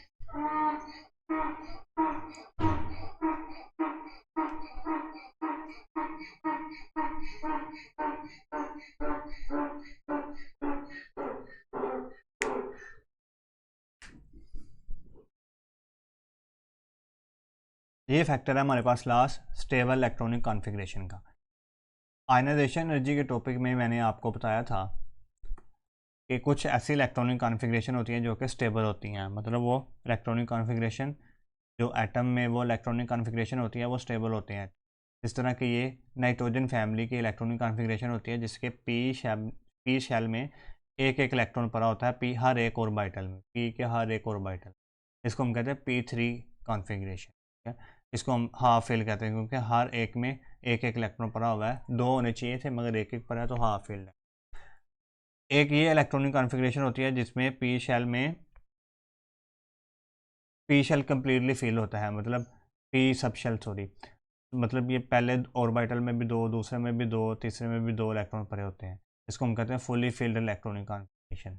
और कुछ इलेक्ट्रॉनिक कॉन्फ़िगरेशन ऐसी होती हैं जिसमें ना तो ये फुली फिल्ड होते हैं ना ही हाफ फिल्ड होते हैं, इनके दरमियान में कोई होती है, उसको हम कहते हैं पार्शली फिल्ड। जिस तरह के वो आ जाते हैं ऑक्सीजन फैमिली का, फ्लोरीन का, बोरोन का, कार्बन का, ये फैमिलीज में पार्शली फिल्ड इलेक्ट्रॉनिक कॉन्फ़िगरेशन होती है। हीलियम और नियोन और जो भी नोबल गैसेज उनमें कम्प्लीटली फिल होती है, और नाइट्रोजन की फैमिली में भी हाफ फिल्ड होती है। इनमें से जो ये हम सेकंड पीरियड की बात कर रहे हैं, ठीक है। इनमें से जो है वो स्टेबिलिटी का अगर हम ऑर्डर बताएं, स्टेबिलिटी ऑर्डर, इनमें से अगर स्टेबिलिटी ऑर्डर बताएं, सबसे ज़्यादा जो स्टेबल होती है वो ये fully filled electronic configuration stable होता है, मतलब हीलियम, नियोन और आर्गन ज़्यादा स्टेबल होते हैं। उससे फिर कम स्टेबल हाफ फिल्ड होते हैं, और सबसे कम फुली पार्शली फिल्ड स्टेबल होते हैं। मतलब ये कि जो न्यूक्लियस, ये हीलियम और नियोन है, ये फुली फिल्ड हैं और ये ज़्यादा स्टेबल हैं। जब ये ज़्यादा स्टेबल हैं तो इनके अंदर अब इलेक्ट्रॉन ऐड नहीं हो सकता, क्योंकि ये पहले से स्टेबल हैं, इन्होंने ना इलेक्ट्रॉन ऐड करना है, इनको कोई ज़रूरत नहीं है। जब इलेक्ट्रॉन ऐड नहीं होगा तो इनकी इलेक्ट्रॉन एफिनिटी भी क्या होगी, फिर ज़ीरो होगी, मतलब इन्होंने कोई इलेक्ट्रॉन ऐड नहीं करना तो इनकी इलेक्ट्रॉन एफिनिटी कम होगी। इसके अलावा अगर हम देखें नाइट्रोजन, इसमें तो वैसे भी इलेक्ट्रॉन ऐड हो ही नहीं सकता क्योंकि ये कम्प्लीटली फिल है, तो इसकी इलेक्ट्रॉन एफिनिटी ज़ीरो होगी नोबल गैसेज की। अगर हम देखें कि नाइट्रोजन नाइट्रोजन में हाफ फिल्ड इलेक्ट्रॉनिक कॉन्फ़िगरेशन, और ये स्टेबल होती है। जब ये नाइट्रोजन की कॉन्फ़िगरेशन स्टेबल है तो ये क्या करेगी, अब ये नहीं चाहेगा नाइट्रोजन के बाहर से एक और इलेक्ट्रॉन आए और यहाँ पर ऐड हो जाए, क्योंकि ये पहले से स्टेबल है। जब ये नहीं चाहेगा तो मतलब ये कि बहुत कम ये नाइट्रोजन जो है वो ये चाहता है कि इलेक्ट्रॉन ऐड हो। जब ये बहुत कम चाहता है कि इलेक्ट्रॉन ऐड हो तो फिर इसकी इलेक्ट्रॉन एफिनिटी भी कम ही होगी, क्योंकि इलेक्ट्रॉन एफिनिटी किसी वजह से होती थी, इलेक्ट्रॉन के ऐड होने की वजह से। तो हम ये कह सकते हैं, कंक्लूड मैं ये कर सकता हूँ कि अगर कहीं पे स्टेबल इलेक्ट्रॉनिक कॉन्फ़िगरेशन हुई तो उसकी वजह से इलेक्ट्रॉन एफिनिटी कम रिलीज़ होगी, ये आप कंक्लूड कर सकते हैं। स्टेबल इलेक्ट्रॉनिक कॉन्फ़िगरेशन की वजह से इलेक्ट्रॉन एफिनिटी कम होगी, ठीक है। इसी वजह से जो है नाइट्रोजन फैमिली की, जो कि ग्रुप नंबर हमारे पास है 5A, और इसके बाद नोबल गैसेज की जो कि हमारे पास ग्रुप नंबर है 8A, और इसके अलावा ग्रुप नंबर 2A जो कि होता है बोरोन का, इनकी जो है इलेक्ट्रॉन एफिनिटी जो है वो कम होती है, क्योंकि ये स्टेबल होते हैं तो इनकी इलेक्ट्रॉन एफिनिटी कम होती है। तो आप लोगों को एमसीक्यूज भी आता है कि कौन से ग्रुप जो है इलेक्ट्रॉन एफिनिटी में अब नॉर्मल होते हैं, जिनकी अब नॉर्मल से मुराद ये है कि ट्रेंड के मुताबिक नहीं चलते, आगे जाके हम ट्रेंड में इसको देखेंगे। अभी आप नाम लिख लें कि 5A, 8A एंड 2A, ये ऐसे ग्रुप हैं जो कि एबनॉर्मेलिटी शो करते हैं in electron affinity, abnormal behaviour in electron affinity.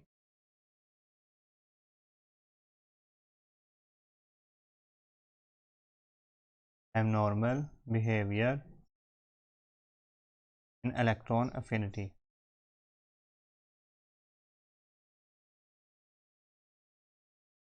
तो ये हमारे पास फैक्टर्स हो गए, ठीक है, आपने ये याद रखना है। ये हमारे पास चौथा फैक्टर था कि चौथा पॉइंट हमने कंक्लूड किया कि जिसके स्टेबल इलेक्ट्रॉनिक कॉन्फ़िगरेशन होगी उसमें इलेक्ट्रॉन एफिनिटी कम होगी। अच्छा, इसी के ऊपर एक एमसीक्यूज हमें देखने को मिलता है कि एमसीक्यूज कुछ इस तरह से था कि electron affinity depends upon,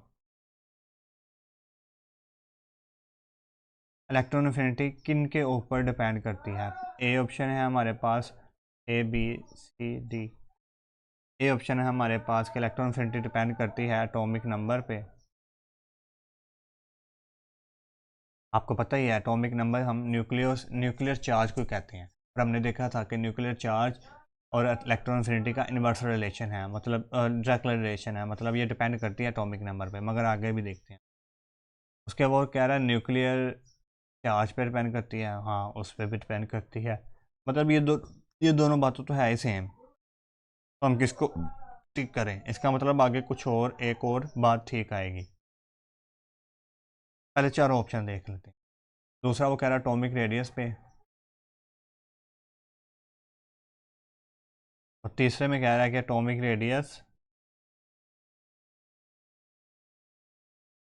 and nuclear charge. पहले तीनों ऑप्शन में उसने कहा कि या तो न्यूक्लियर चार्ज पर डिपेंड कर दिया या एटॉमिक रेडियस पे, जबकि चौथी ऑप्शन में उसने कह दिया कि दोनों पे डिपेंड करती है, एटॉमिक रेडियस पे भी और न्यूक्लियर चार्ज पे भी, और हमने देखा कि इन दोनों पे डिपेंड करती है, तो डी ऑप्शन होगा। बाकी इन तीनों पे भी डिपेंड करती है, मगर इन तीनों पे सिर्फ नहीं डिपेंड करती, दोनों पे ज़्यादा डिपेंड, दोनों पे डिपेंड करती है। ये हमारे पास हो गया एमसीक्यू। अभी मैं आपको ना थोड़ी समरी बना कर दे देता हूँ कि इलेक्ट्रॉन एफिनिटी के फैक्टर्स किस तरह अफेक्ट होते हैं। अगर हम देखें तो इलेक्ट्रॉन एफिनिटी, सबसे पहले तो ये डायरेक्टली प्रोपोर्शनल है न्यूक्लियर चार्ज के, न्यूक्लियर चार्ज जितना ज़्यादा बढ़ेगा उतनी ज़्यादा इलेक्ट्रॉन एफिनिटी बढ़ेगी। फिर ये इन्वर्सली प्रोपोर्शनल है, ये इन्वर्सली प्रोपोर्शनल है एटॉमिक रेडियस के।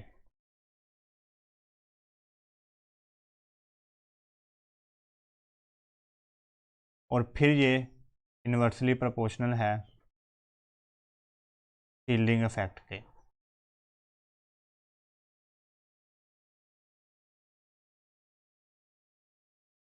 और एंड पे हमने देखा कि electron affinity stable electronic configuration के भी इन्वर्सली प्रोपोर्शनल, ये इन्वर्सली प्रोपोर्शनल है स्टेबल इलेक्ट्रॉनिक कॉन्फ़िगरेशन, जिसकी इलेक्ट्रॉनिक कॉन्फ़िगरेशन स्टेबल हुई उसकी इलेक्ट्रॉन एफिनिटी कम होगी।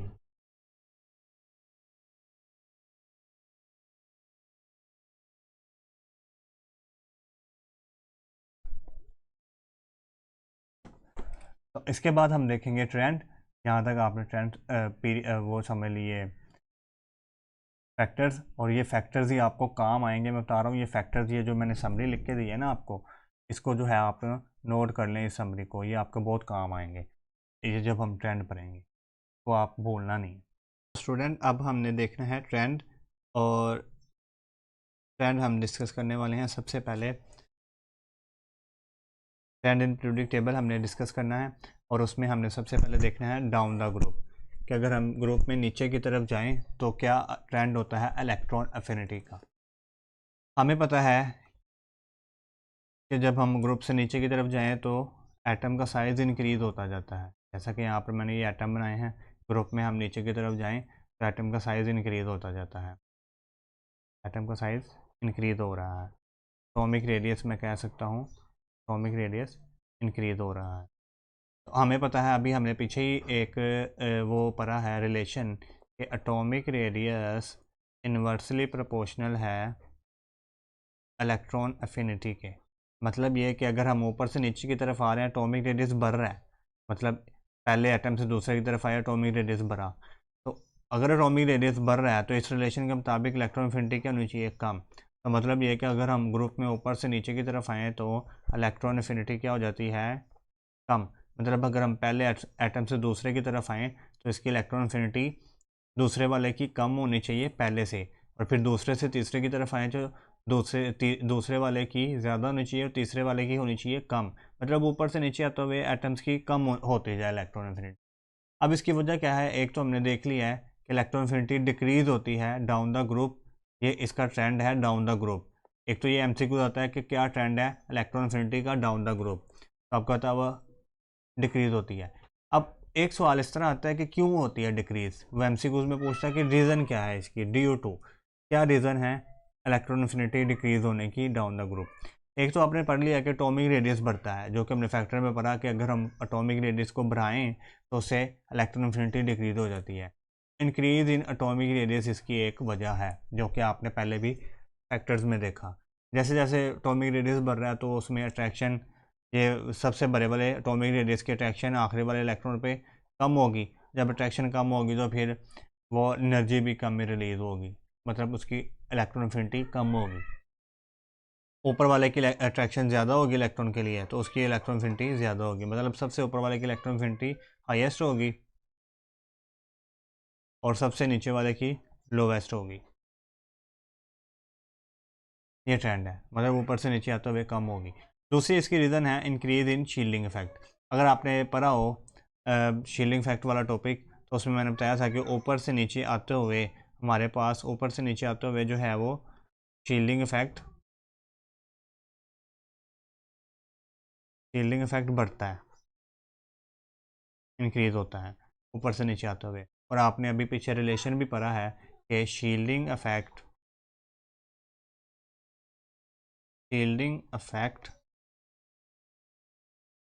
इन्वर्सली प्रोपोर्शनल है इलेक्ट्रॉन एफिनिटी के। मतलब अगर electron affinity sorry shielding effect बढ़ेगा तो इलेक्ट्रॉन एफिनिटी कम होगी। तो यहाँ पर भी क्या हो रहा है, शील्डिंग इफेक्ट ऊपर से नीचे आते हुए बढ़ रहा है, इंक्रीज हो रहा है, तो इलेक्ट्रॉन एफिनिटी भी क्या होगी, इसकी वजह से भी कम होगी। इंक्रीज इन शील्डिंग इफेक्ट भी इसकी एक वजह हो सकती है। एक बात यहाँ पर ध्यान रखिएगा कि जब हम ऊपर से नीचे की तरफ आते हैं तो एटॉमिक नंबर तो बढ़ता ही बढ़ता है। एटॉमिक नंबर मतलब इंक्रीज इन प्रोटॉन होते ही होते हैं, मगर वो जो इंक्रीज इन प्रोटॉन है वो अफेक्ट नहीं करते इसको, इलेक्ट्रॉन एफिनिटी को। तो डाउन द ग्रुप आते हुए जो अटोमिक, ये बात आपने नोट कर लेनी है, डाउन द ग्रुप आते हुए एटॉमिक नंबर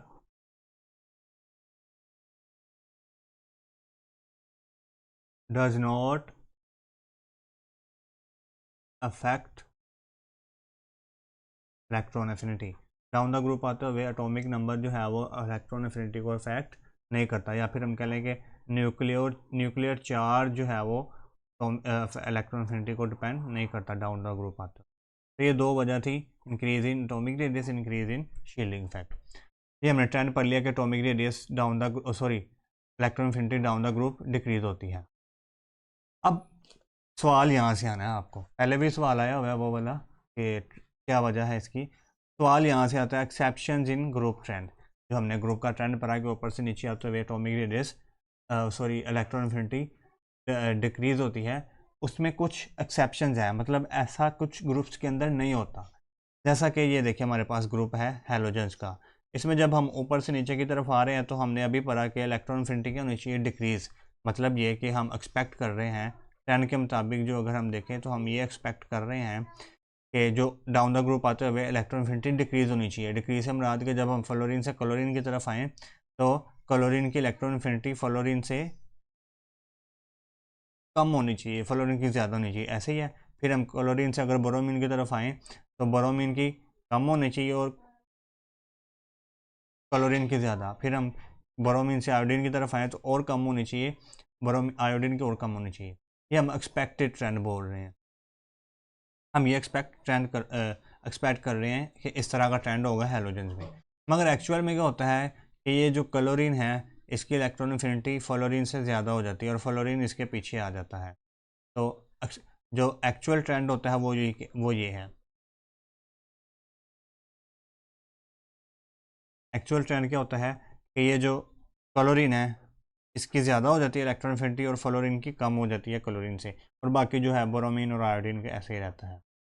मतलब ये हमने क्या किया, जो असल में ट्रेंड आता है वैल्यूज़ को देखकर वो बना, और ये हमने ट्रेंड के मुताबिक बनाना चाहा तो हम ये एक्सपेक्ट कर रहे थे कि इस तरह का ट्रेंड आएगा। तो ये दो ट्रेंड होते हैं, एक तो एक्सपेक्टेड ट्रेंड और एक एक्चुअल ट्रेंड। एक्सपेक्टेड तो आपसे नहीं पूछा जाएगा, मगर एक्चुअल में वो पूछता है कि बताएं कि हैलोजेंस में से बताएं किसकी इलेक्ट्रॉन एफिनिटी ज़्यादा होती है। तो आपको पता है इस एक्चुअल ट्रेंड के मुताबिक अगर देखें तो हैलोजेंस में एक्चुअल ही तो ट्रेंड होता है, जो असल में ट्रेंड होगा वही बताएंगे ना। तो हैलोजेंस में क्लोरीन की इलेक्ट्रॉन एफिनिटी सबसे ज़्यादा होती है, फ्लोरीन की कम होती है। तो एक्चुअली में ये क्लोरीन और फ्लोरीन में फ़र्क क्यों आया, फ्लोरीन और क्लोरीन वर्स हम ये पढ़ते हैं, ये इनका टाकरा कैसे हुआ। तो क्या वजह है कि ये ट्रेंड के अगेंस्ट गए और फ्लोरीन का जो है वो इलेक्ट्रॉन एफिनिटी कम होगी, क्लोरीन की ज़्यादा होगी। बच्चों अगर देखें ये फ्लोरीन है हमारे पास, इसके आखिरी शैल में ये दूसरा जो शैल है इसमें मैंने 7 इलेक्ट्रॉन बना रखे, और ये सॉरी क्लोरीन होना चाहिए था, क्लोरीन है और उसके आखिरी शैल में भी मैंने 7 इलेक्ट्रॉन। जबकि देखें फ्लोरीन का आखिरी शैल जो है वो सेकंड है और क्लोरीन का थर्ड है। और आपको पता है कि सेकंड शेल थोड़ा छोटा शेल होगा, ये न्यूक्लियस के पास पास होगा, और ये न्यूक्लियस के थोड़ा थर्ड शेल जो है वो न्यूक्लियस के थोड़ा सा दूर होगा, ठीक है, बड़ा होगा, एटॉमिक रेडियस का बड़ा होगा। जब ये फ्लोरीन का जो साइज़ है वो छोटा हो गया, छोटा मुराद कि इसका सेकंड शेल इसके न्यूक्लियस के पास है, आखिरी वाला, इसका साइज़ छोटा है। साइज़ छोटा होने से क्या होगा कि अब ये जो इलेक्ट्रॉन आएगा जिसको हमने ऐड करवाना है, वो इलेक्ट्रॉन जब आएगा तो इनके दरमियान ये इलेक्ट्रॉन, ये सेकंड शेल में ऐड होगा ना, ये इलेक्ट्रॉन जो आएगा, जब ये सेकंड शेल में ऐड होगा तो इसके पास इलेक्ट्रॉन पहले ही सेकंड शेल में इतने हैं कि वो सेकंड शेल वाले इलेक्ट्रॉन आपस में इतने करीब करीब होंगे, साइज़ छोटे होने की वजह से, फ्लोरीन के साइज छोटे होने की वजह से ये सेकंड शेल के इलेक्ट्रॉन आपस में इतने करीब करीब होंगे कि वो इस इलेक्ट्रॉन को रिपेल करना शुरू कर देंगे। तो due to electron electron repulsion, या फिर हम कह सकते हैं due to small size of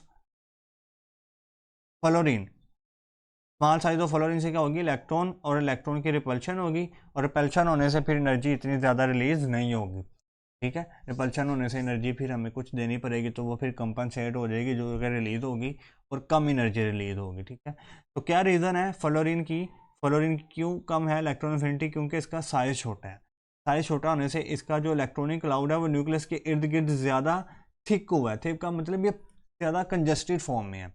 तो इसकी रीज़न पूछी जाती है, एमसीक्यू आया हुआ है 2023 या 22 में यूएचएस में, कि क्यों फ्लोरीन का जो इलेक्ट्रॉन एफिनिटी है वो कम होती है क्लोरीन से। तो आपने बताना है कि क्योंकि fluorine due to small size, उसका स्मॉल साइज होता है और थिक इलेक्ट्रॉनिक क्लाउड होता है फ्लोरीन का, इसलिए वो उसका साइज कम, उसका इलेक्ट्रॉन एफिनिटी कम होती है। जबकि आप क्लोरीन को देखोगे तो क्लोरीन में इसका एटॉमिक रेडियस बड़ा होता है, जब इलेक्ट्रॉन आएगा तो उसे कोई प्रॉब्लम नहीं होगी यहाँ पर रिपल्शन की, आसानी से वो यहाँ पर ऐड हो जाएगा, क्योंकि ये इसके जो पहले इलेक्ट्रॉन है ये थोड़े दूर दूर हैं, क्योंकि साइज़ बड़ा होने से ये थोड़े दूर दूर बैठे हुए हैं, जबकि यहाँ पर साइज़ छोटा होने की वजह से ये पास पास बैठे हुए, ठीक है।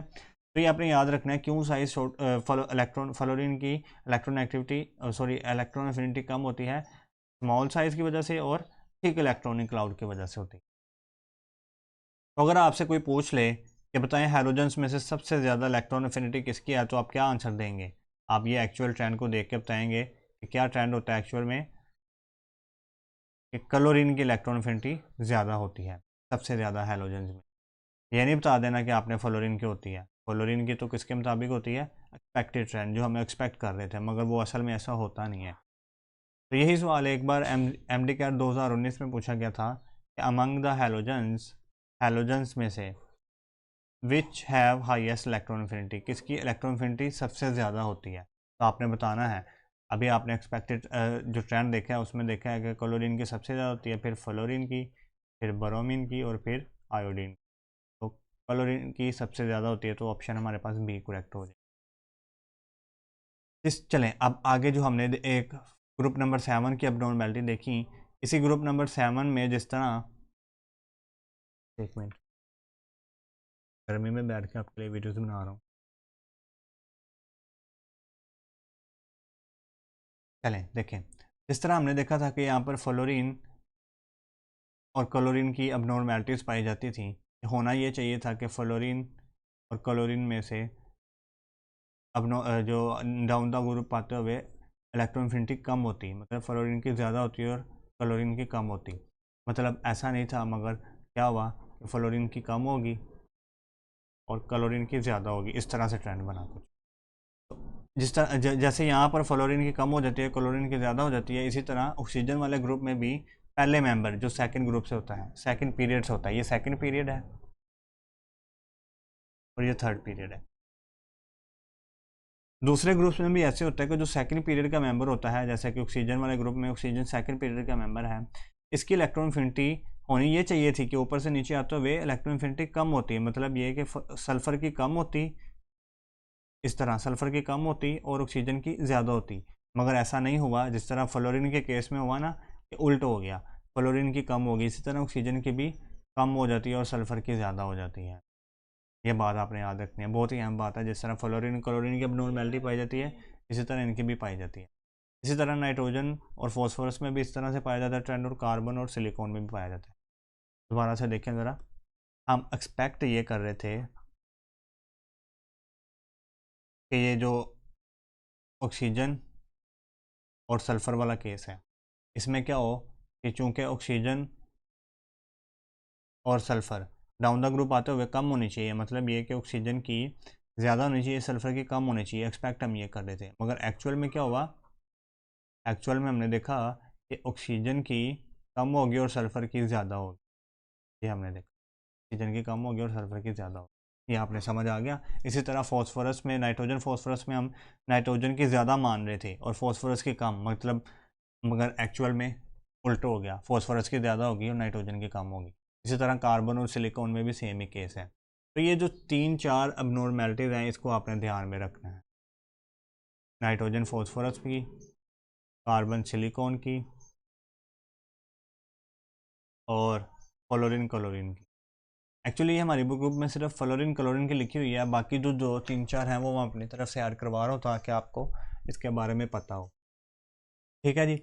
अब इसकी जब हमने अबनॉर्मेलिटीज़ लिख ली तो एक्चुअल ट्रेंड जो है वो हैलोजेंस का, ये ग्रुप नंबर 7 का क्या बनेगा, क्लोरीन की ज़्यादा है, फिर फ्लोरीन की, फिर ब्रोमीन की, और फिर आयोडीन की। अगर इसका इसका बनाए ऑक्सीजन का भी रहने दें, नाइट्रोजन का बनाए। नाइट्रोजन में अगर देखें तो नाइट्रोजन की दूसरे नंबर पे आ गई, और फिर आ गई फॉस्फोरस की सबसे ज़्यादा आ गई, जिस तरह यहाँ पर क्लोरीन की ज़्यादा आ गई थी, फ्लोरीन के दूसरे नंबर पे आ गई, और फिर बाकी वैसे ही जर्मेनियम एंड टिन। फिर हमारे पास अगर कार्बन के देखें तो कार्बन में भी सेम, कार्बन दूसरे नंबर पे आ जाएगा और सिलिकॉन पहले नंबर पे आ जाएगा, और फिर वैसे ही गैलियम एंड इंडियम। इसमें देखें तो अब नॉर्मेलिटीज आपको कहाँ पर पाई जा रही हैं, ये दो, फ्लोरीन क्लोरीन, ये आपको याद रखनी है, नाइट्रोजन फॉस्फोरस सिलिकॉन और कार्बन। अच्छा, अब हम इन्हीं तीनों के मुताबिक अगर ऑक्सीजन की बनाना शुरू करें तो ऑक्सीजन किस तरह बनती है कि ऑक्सीजन दूसरे नंबर पे आ गया, सल्फ़र तीसरे नंबर पे, और फिर जो है वो सिलीनियम और सिलीनियम आ गया। मगर एक्चुअली में यहाँ पर भी इन इस ट्रेंड में भी एक अबनॉर्मेलिटीज़ पाई जाती हैं कि ये जो ऑक्सीजन होता है ना, अपने पूरे ग्रुप में ऑक्सीजन की जो इलेक्ट्रॉन एफिनिटी है ना वो सबसे कम होती है। मतलब ये कि ऑक्सीजन सबसे एंड पे चला जाएगा। जर्मेनी सिलीनियम पहले आना, नाम ले जा रहा हूँ, सिलीनियम, सिलीनियम आ गया, फिर टेलीनियम, और फिर एंड पे आ गया ऑक्सीजन। तो ये ऑक्सीजन वाले ग्रुप का जो है वो ट्रेंड बनेगा कि ऑक्सीजन सबसे एंड पे चला जाता है। अगर आपको ऑक्सीजन के ग्रुप के एलिमेंट देकर वो पूछ ले कि बताएं सबसे ज़्यादा इलेक्ट्रॉन एफिनिटी किसकी होगी, तो आप बताएंगे सल्फ़र की होगी हाईएस्ट। अगर ऑक्सीजन वाले ग्रुप को दे के पूछ ले तो, और के को सबसे कम किसकी होगी, तो फिर आपने बताना है ऑक्सीजन की लोवेस्ट होगी, लोवेस्ट इलेक्ट्रॉन एफिनिटी। तो ये सारी अब नॉर्मेलिटीज़ आपने याद रखनी है कि किसकी ज़्यादा किसकी कम, ये सारे ग्रुप्स को भी याद रखना है। अगर मैं इसका आपको अगर वो जो आपके सेकेंड ईयर की बुक में ना एक टेबल बना हुआ है ग्राफ, उस ग्राफ के मदद से आपको समझाना चाहूँ जो बातें मैंने अभी समझाई हैं। तो जो हैलोजेंस का ग्राफ बना हुआ है वो कुछ इस तरह से बना हुआ है। एक्स एक्सिस पे जो है वो इलेक्ट्रॉन एफिनिटी है, और यहाँ पर एटॉमिक नंबर, और यहाँ पर आपको हैलोजेंस का ग्राफ कुछ इस तरह से मिलता है, ए ऐसे, मतलब यहाँ पर फ्लोरीन की पहले कम होती है, फ्लोरीन की ज़्यादा हो जाती है, फिर ब्रोमीन की आ जाती है, और फिर आयोडीन। ठीक है जी। ब्रोमीन की थोड़ी कम ही होती है आयोडीन से, फ्लोरीन से। तो वो ग्राफ में इस तरह से जैसा होता है कि इस तरह की कर्व बनती है। अगर ऑक्सीजन का ग्राफ बनाना चाहो ऑक्सीजन फैमिली का, तो वो कुछ इस तरह से बनता है।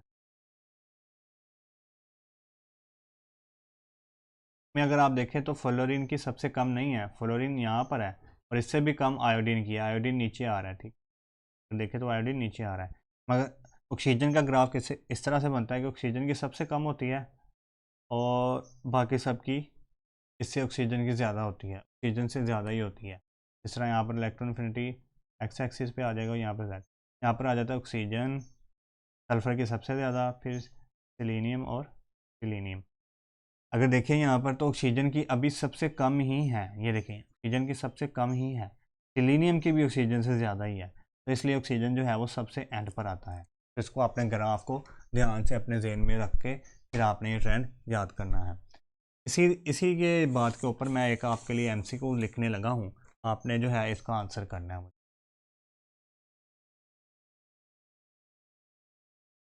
जल्दी से बच्चों आपने आंसर करना है इसका।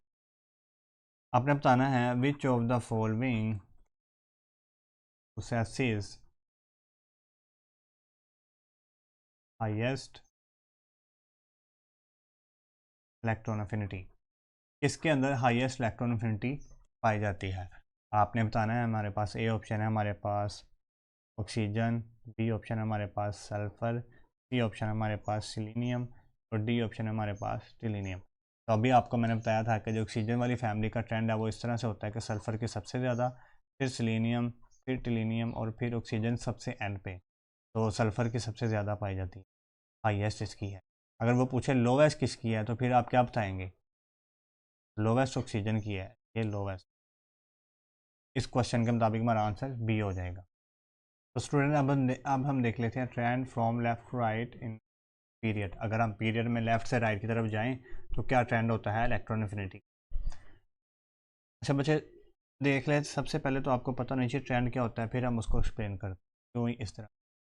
जब हम लेफ़्ट टू राइट मूव करते हैं इलेक्ट्रॉन अफिनिटी क्या हो जाती है, इंक्रीज़ हो जाती है। मतलब ये कि जब हम किसी ग्रुप में पीरियड में सॉरी ये इधर से इस तरफ मूव करेंगे तो इलेक्ट्रॉन अफिनिटी बढ़ जाएगी।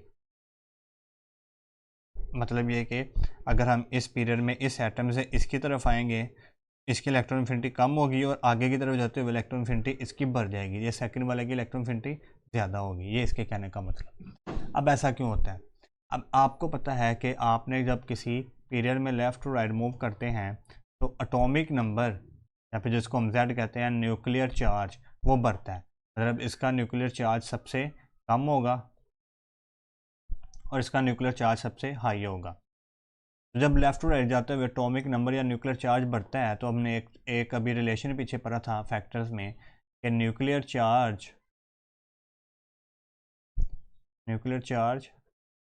डायरेक्टली प्रोपोर्शनल है इलेक्ट्रॉन एफिनिटी के। मतलब कितना ज़्यादा न्यूक्लियर चार्ज होगा उसकी इलेक्ट्रॉन एफिनिटी उतनी ही ज़्यादा होगी। तो अब दिखाएं न्यूक्लियर चार्ज कहाँ पर ज़्यादा है, हाई कहाँ पर है, यहाँ पर। तो मतलब यहाँ पर इलेक्ट्रॉन एफिनिटी क्या होगी,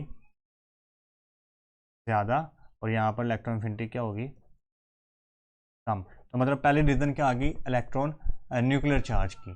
तो इंक्रीज इन न्यूक्लियर चार्ज होता है लेफ्ट टू राइट जाते हुए, इसलिए जो है इलेक्ट्रॉन एफिनिटी भी लेफ्ट टू राइट जाते हुए इंक्रीज होती है। दूसरा हमने एक रिलेशन पढ़ा था कि एटॉमिक रेडियस का, ये तो पहला पढ़ लिया न्यूक्लियर चार्ज का।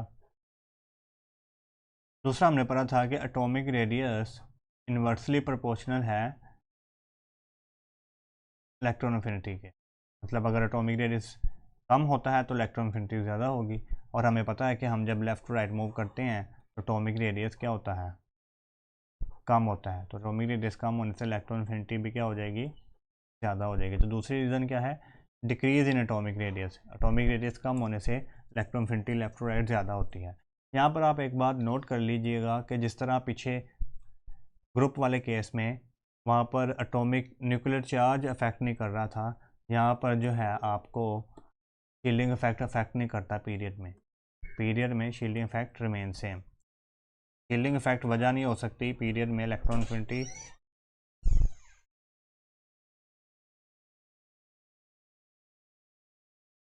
Remain same.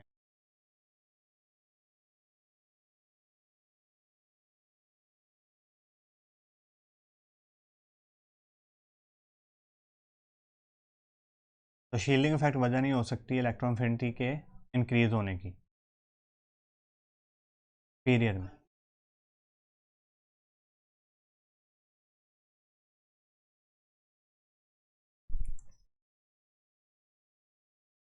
नेक्स्ट हम कुछ एक्सेप्शन देख लेते हैं कि क्या एक्सेप्शंस हैं इलेक्ट्रॉन एफिनिटी की पीरियड में ट्रेंड। एक्सेप्शन से मुराद होता है कि जो ट्रेंड से हटकर चलें, ठीक है। एक्सेप्शंस इन इलेक्ट्रॉन एफिनिटी इन पीरियड्स। अब ये देखिए हमने सेकंड पीरियड लिया, ये lithium beryllium boron carbon nitrogen oxygen fluorine neon. हमारे ट्रेंड के मुताबिक जब हम लेफ़्ट टू राइट मूव करें तो इलेक्ट्रॉन एफिनिटी क्या होनी चाहिए, कम होनी चाहिए, अब मतलब ज़्यादा होनी चाहिए, इंक्रीज़ होनी चाहिए। तो इंक्रीज़ होने से मुराद ये है कि लिथियम की कम, बोरोन की ज़्यादा, फिर ज़्यादा ज़्यादा ज़्यादा ज़्यादा ज़्यादा इस तरह होनी चाहिए। मगर ये हमारा एक्सपेक्टेड था, एक्सपेक्ट हमने ये किया था। एक्चुअल में जो ट्रेंड आता है वो क्या होता है, एक्चुअल में ट्रेंड क्या होता है मैं बताता हूँ। अच्छा, एक्चुअल में क्या होता है कि हमारे पास कुछ ऐसे एलिमेंट हैं इसमें जो कि स्टेबल इलेक्ट्रॉनिक कॉन्फ़िगरेशन रखते हैं, जो कि मैंने आपको पहले भी बता दिया था कि ये वाले स्टेबल इलेक्ट्रॉनिक कॉन्फ़िगरेशन का फैक्टर में बताया था। ये बेरिलियम जिसमें 2s, दो ये फुली फिल्ड है, नाइट्रोजन हाफ फिल्ड है, उसके बाद नियॉन ये फुली फिल्ड है। तो ये तीनों जो है स्टेबल इलेक्ट्रॉनिक कॉन्फ़िगरेशन रखते हैं।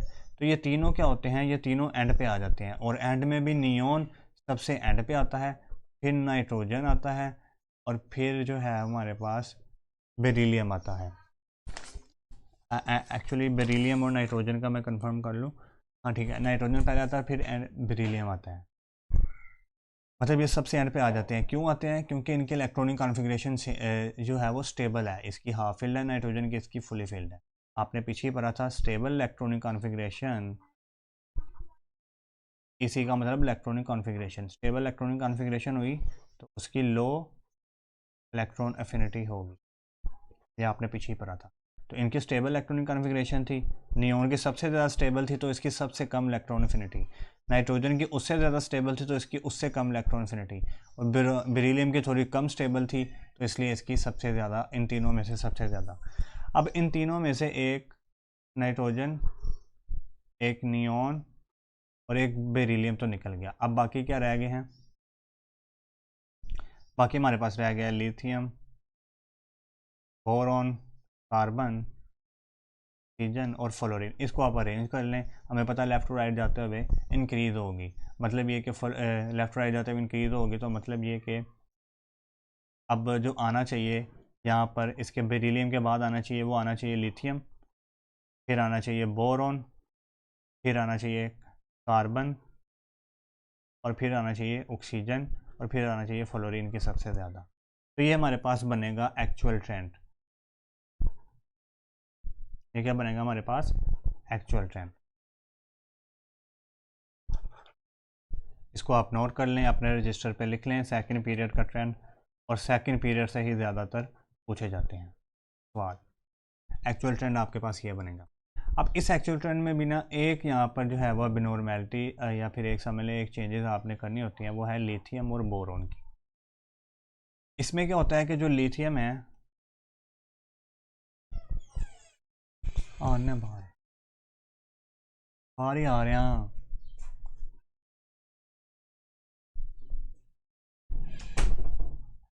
इसमें क्या होता है कि लिथियम जो है वो बाद में चला जाता है, मतलब उसकी ज़्यादा हो जाती है इलेक्ट्रॉन एफिनिटी, और बोरोन की कम हो जाती है। मतलब ये नया ट्रेंड इस तरह बनता है कुछ, नियॉन, नाइट्रोजन, बेरिलियम, फिर बोरोन, फिर लिथियम, कार्बन, ऑक्सीजन एंड फिर फ्लोरीन। तो ये जो है हमारे पास एक्चुअल ट्रेंड ये वाला बनेगा, ये वाला नहीं बनेगा। इसमें क्या होता है कि लिथियम क्यों आगे चला जाता है, इसकी इलेक्ट्रॉन एफिनिटी क्यों ज़्यादा हो जाती है, क्योंकि लिथियम को इलेक्ट्रॉन की भूख होती है। लिथियम की इलेक्ट्रॉनिक कॉन्फ़िगरेशन होती है 2s2, sorry 1s2 and 2s1 होती है लिथियम की इलेक्ट्रॉनिक। क्योंकि लिथियम के पास एक इलेक्ट्रॉन होता है वैलेंस शेल में, ये चाहता है कि जल्दी से दूसरा इलेक्ट्रॉन आए और वो 2s को 2 कर दे। 2s को 2 करने के चक्रों में जल्दी से इलेक्ट्रॉन को गेन करता है, और उस इलेक्ट्रॉन को गेन करने की वजह से इसकी एनर्जी ज़्यादा रिलीज होती है बोरोन के मुकाबले में, तो इसलिए हमारे पास ये आगे चला जाता है। आपने ये ट्रेंड याद रखना है सेकंड पीरियड।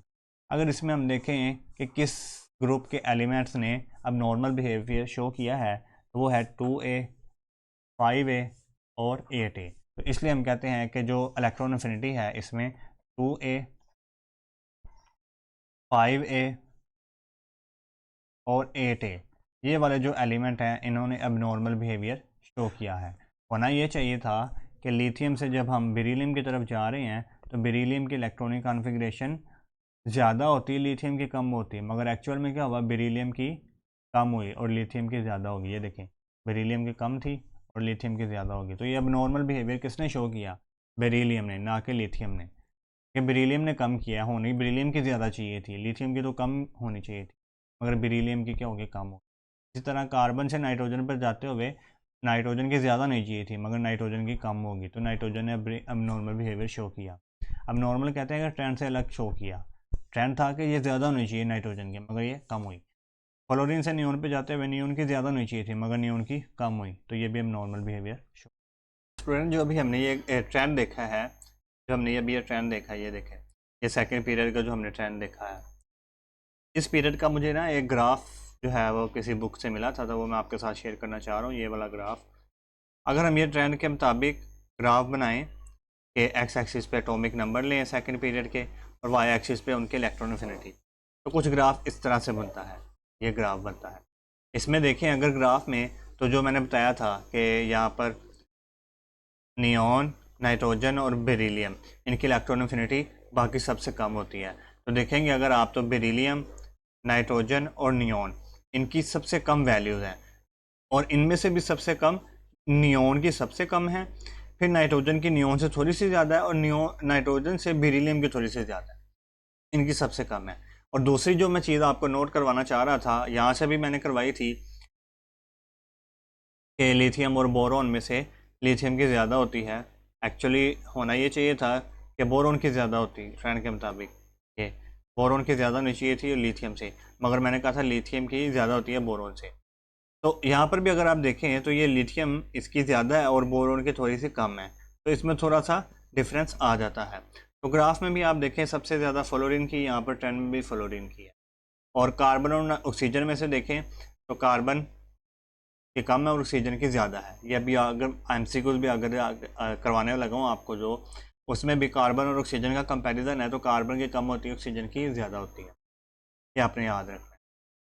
जाते जाते हम एक जो है वो इम्पोर्टेंट या फिर एक जो ट्रेंड आपको करवाया है, इससे रिलेटेड एमसीक्यूज आपको डिस्कस कर लेते हैं, ताकि आप मज़ीद क्लैरिफिकेशन में आ जाएं।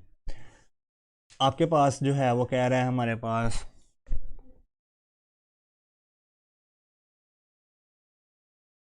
आपने बताना है कि कौन सा ट्रेंड ठीक है, विच of the following trend is correct.